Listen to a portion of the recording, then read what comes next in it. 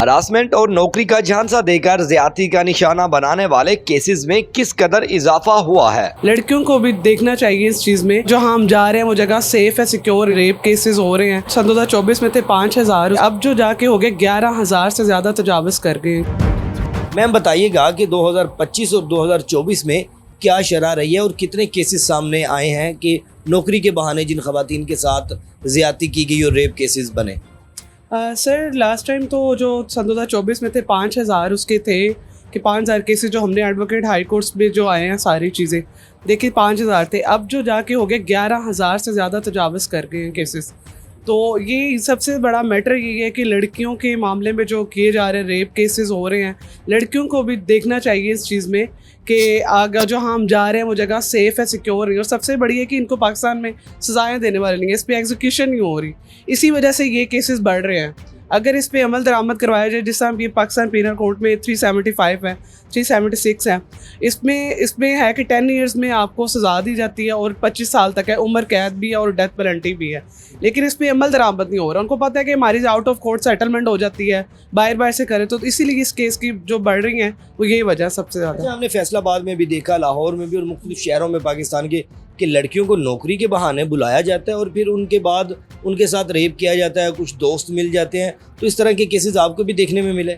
जी बहुत सारे। ये लास्ट टाइम मेरी एक क्लाइंट थी, उन्होंने मुझसे रब्ता किया था, उसको भी इस तरह उन्होंने बुलाया लड़की को, उसका रेप किया है और उसके बाद उसको ब्लैकमेल किया है कि अगर तुमने इसके खिलाफ एक्शन लिया मेरे, तो हम तुम्हें फिर इस तरह करके अरेस्ट करवा देंगे या उसको गोली मार देंगे। उस लड़की की इतनी बुरी कंडीशन थी ना कि वो मतलब आप लगा ले कि वो ICU में थी और उसने बहुत मुश्किल से सर्वाइव। कितना अरसा उसके साथ ये रेप होता रहा? ये सर पूरा मतलब आप लगा ले मंथ। वो जाती थी, उसको कह रहा मैं आपको ट्रेनिंग दूंगा, लेकिन उसके बाद देखा गया कि वो रेप केसेस में ये जो इस तरह होता है कंसेंट भी होती, लेकिन वो कंसेंट नहीं थी। वो लड़की को यही कह रहा मैं तुम्हें काम सिखाऊंगा, संडे के दिन बुलाया कि हमारी कोई ट्रेनिंग है, लेकिन वो लड़की के साथ रेप किया, उसको घर के बाहर फेंक गया और वो लड़की ICU में चली गई और उसके बहुत बुरी तरह उसकी कंडीशन थी जो सर्वाइव करना मुश्किल था।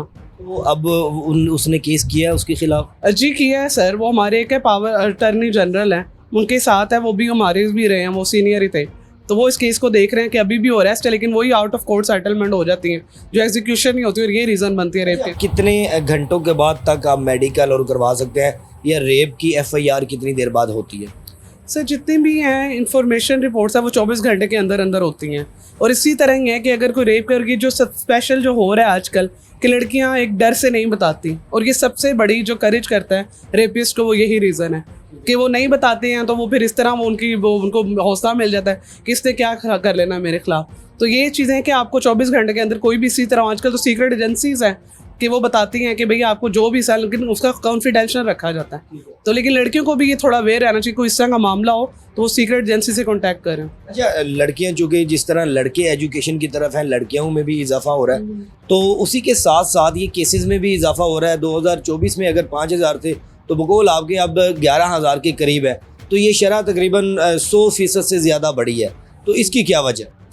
इसकी वजह सर जो मेरी पर्सनल असेसमेंट है वो ये है कि सोशल मीडिया, जितनी भी ये वेबसाइट है और ये मतलब रास्ते आसान हो गए हैं, किसी के लिए मुश्किल नहीं है। कई केसेस ऐसे भी देखे हैं जिसमें बच्चों के सामने अब उसकी माँ के साथ, वालदा के साथ रेप किया गया चोरी करते हुए या इस तरह मामला। तो ये किस तरह होता है? अदालत सज़ा इतनी सख्त नहीं देती कि दोबारा से जैसे 5,000 केसेस 2024 में अब 10,000 11,000 हो गए, तो ये इजाफा होता जा रहा है, क्या वजह है? सब वजह यही है ना कि ये आउट ऑफ कोर्ट सेटलमेंट कर लेते हैं। एक तो माफ़ कर दिए, भी रिसेंटली जब इंडिया में एक केस हुआ है कि उन्होंने भी यही किया कि आउट ऑफ कोर्ट सेटलमेंट कर, लेकिन जज ने रिजेक्ट कर दी इस बात पे कि हमने ये नहीं करना, कि ये सोसाइटी का मैटर है, ये आप दोनों का पर्सनल मैटर नहीं है।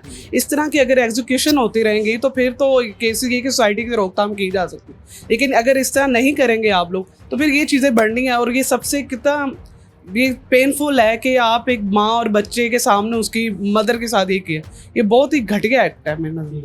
अच्छा, आखिर में जानना चाहूँगा कि लड़कियों को क्या मैसेज देंगी जो एजुकेशन तो हासिल करते हैं लेकिन ये अवेयरनेस नहीं होती कि कौन सा सामने वाला इंसान जो उनको नौकरी के बहाने बुला रहा है वो उनके लिए दुरुस्त है या नहीं, क्या हिकमत अमली उनको अपनानी चाहिए? मैं सर यही लड़कियों को मैसेज दूंगी कि अवेयर रहना चाहिए। जिस तरह कि जब तक इदारा कोई रजिस्टर नहीं होता, जो एक प्रॉपर नहीं होता प्रोफेशनल, उस पर नहीं जाना चाहिए इनको। और दूसरी बात ये जो हमारे एजुकेशन सिस्टम है ये ज़्यादा इस चीज़ को कर रहे हैं, बढ़ावा दे रहे हैं। इनको सोच समझ के और इस तरह करके जो हमारे इस्लामिक पॉइंट ऑफ लॉ है, जो कानून का है, उसको फॉलो करना चाहिए कि हमारी सोसाइटी में ये क्यों चीज़ें हो रही हैं। इसका हल यही है कि एक अमल दरामद किया जाए और एक अपनी जो हमारी अवेयरनेस है वो लड़कियों को दी जाए, फिर इससे रोकथाम की जा सकती है। और बाकी जो सोशल मीडिया के भी लिंक्स वगैरह हैं, इनसे भी थोड़ी अवेयरनेस होनी चाहिए।